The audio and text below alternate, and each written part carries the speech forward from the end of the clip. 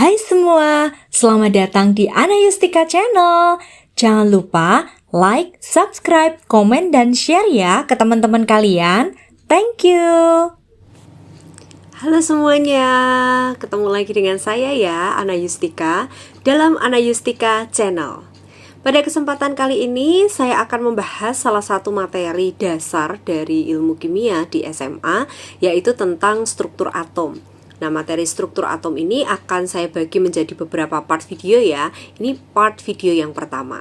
Kita akan mempelajari terlebih dahulu dimulai dari perkembangan teori atau model atom. Ini ya teman-teman ya. Oke, jadi ternyata yang namanya atom atau struktur atom itu tidak begitu saja ada gitu ya. Semua itu kan pasti ada sejarahnya.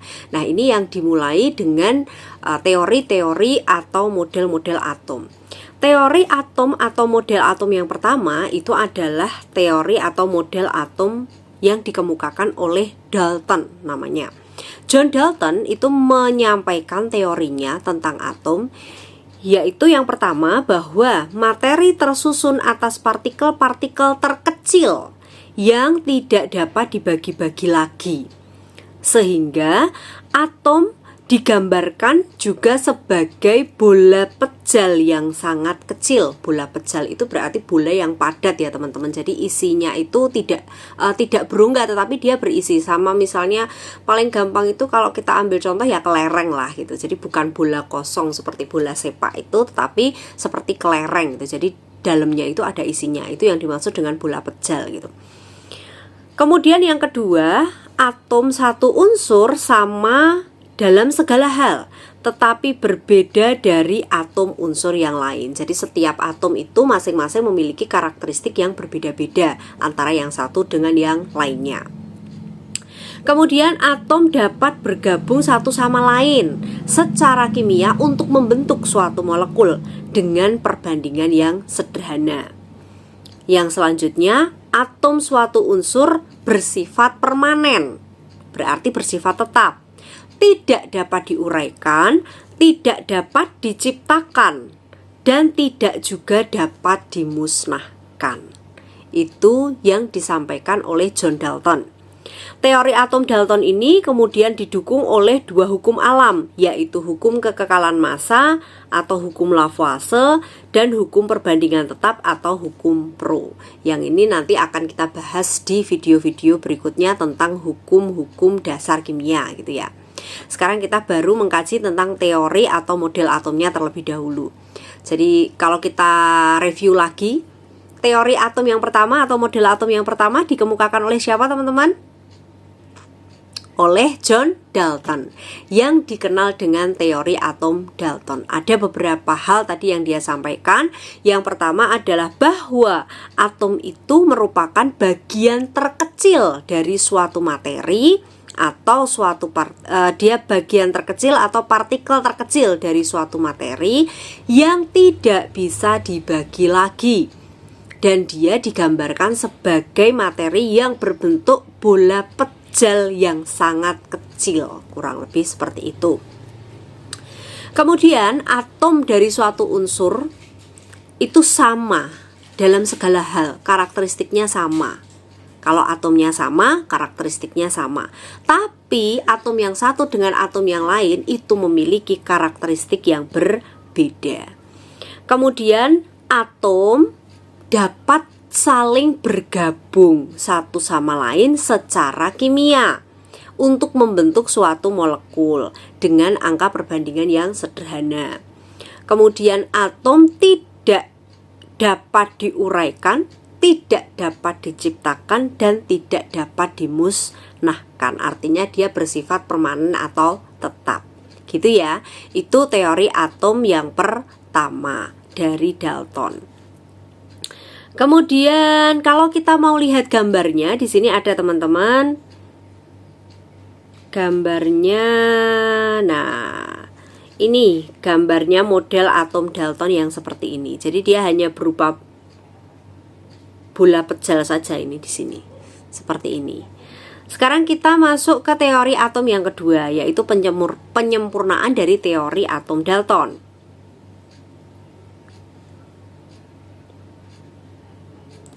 Teori atom yang kedua disampaikan oleh J.J. Thomson atau dikenal dengan teori atau model atom Thomson.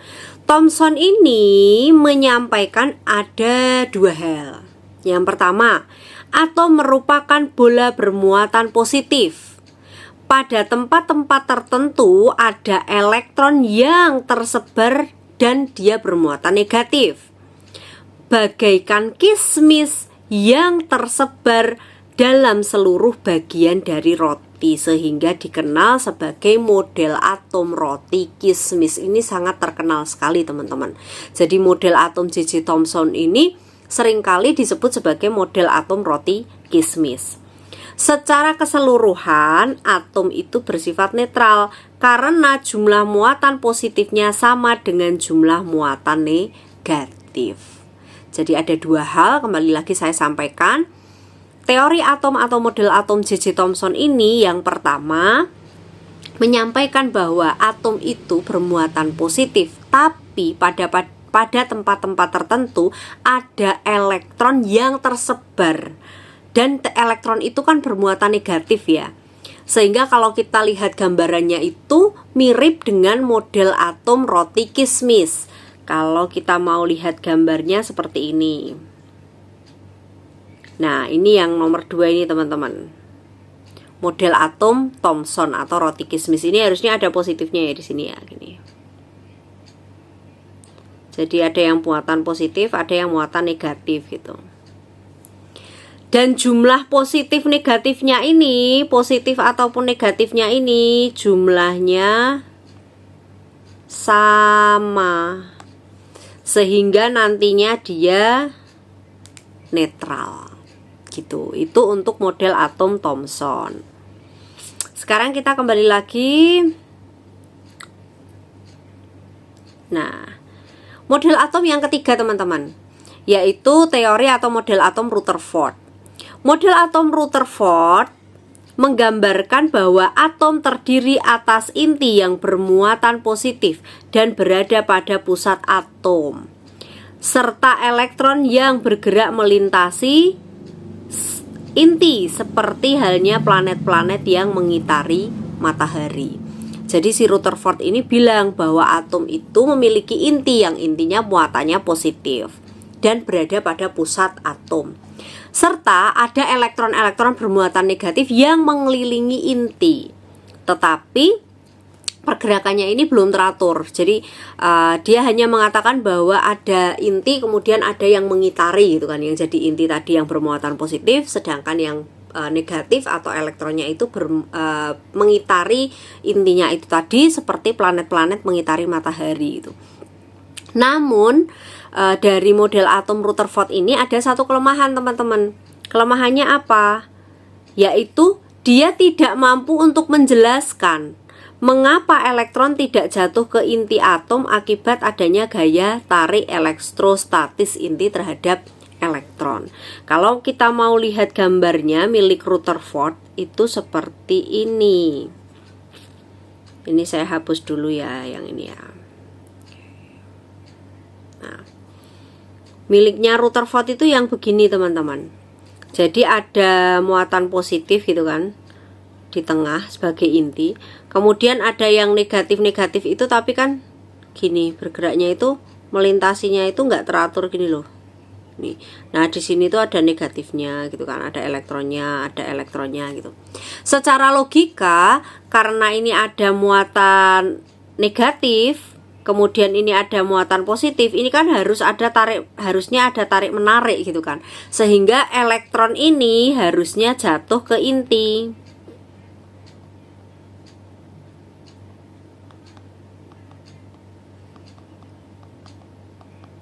Tapi ternyata tidak demikian.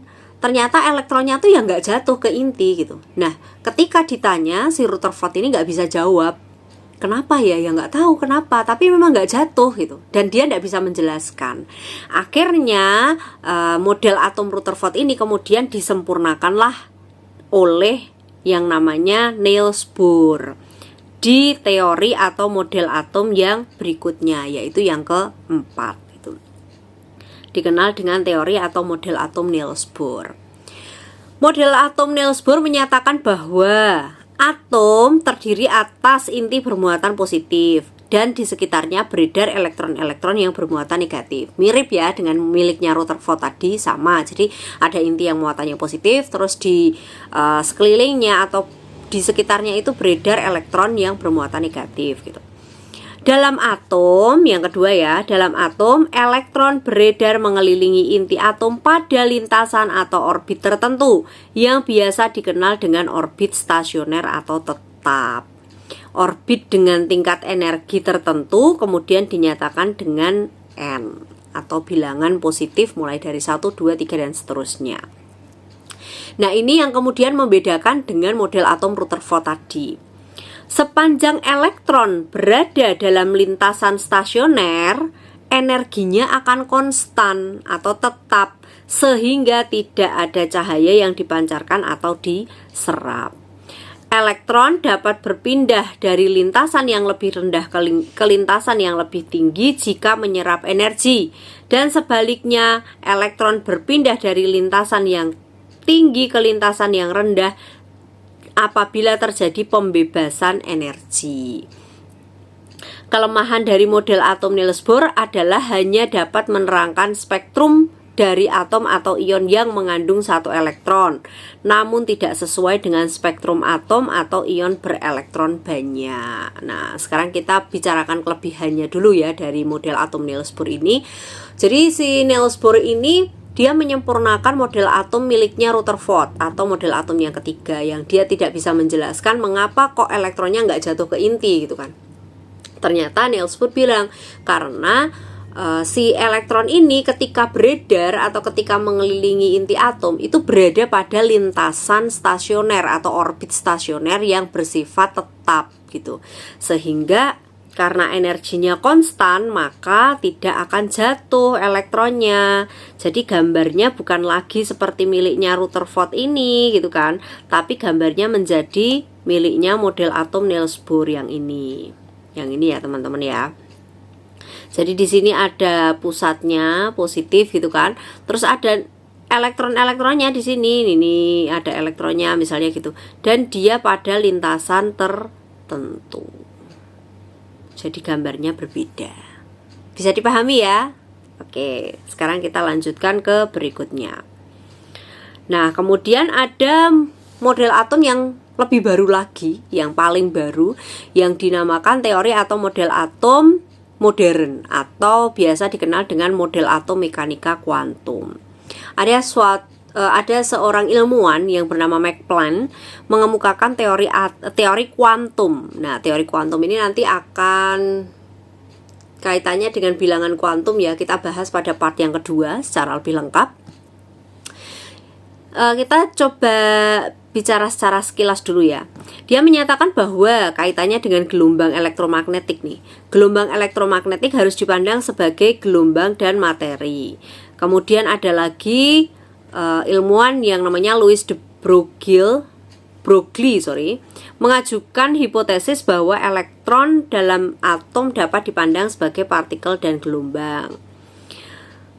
Berdasarkan dari dua pernyataan tersebut gitu kan, ada kemudian peneliti lagi yang bernama Werner Heisenberg mengajukan asas ketidakpastian bahwa tidak mungkin menentukan kecepatan sekaligus posisi elektron dalam ruang secara pasti. Jadi tidak mungkin kita itu bisa menentukan kecepatan sekaligus posisi elektron dalam ruang secara pasti. Yang dapat ditentukan adalah kebolehjadian. Kebolehjadian itu kemungkinan menemukan elektron pada jarak tertentu dari inti atom. Lintasan elektron bukan berbentuk garis, tapi berupa sebuah ruang atau orbital nanti namanya.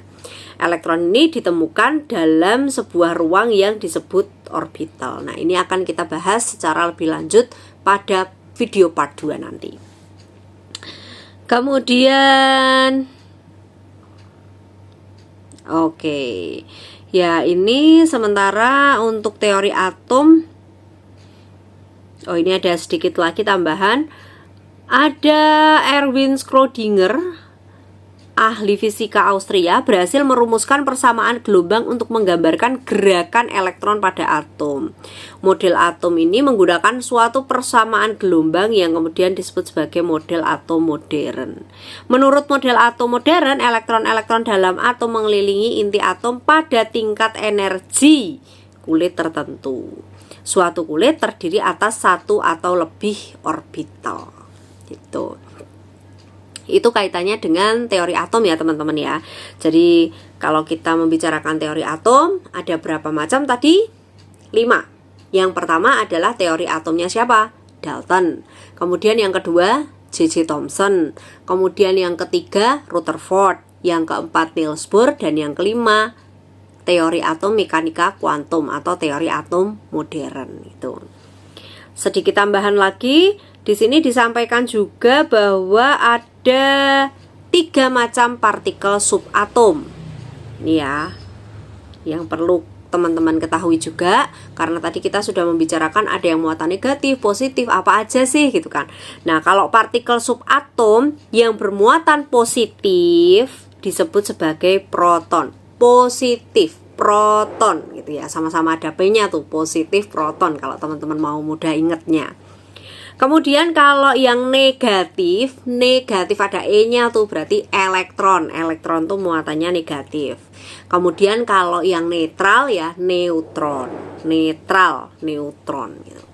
Jadi ada berapa macam teman-teman partikel subatom? Subatom ada 3. Apa saja?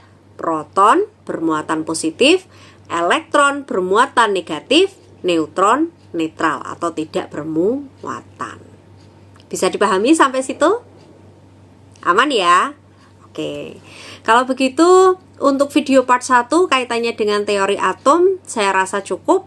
Kalau mungkin teman-teman ada yang mau ditanyakan, boleh banget, jangan lupa untuk ketik aja di kolom komentar. Kemudian kalau ada request video yang ingin saya buatkan video materinya, boleh juga untuk dituliskan di kolom komentar.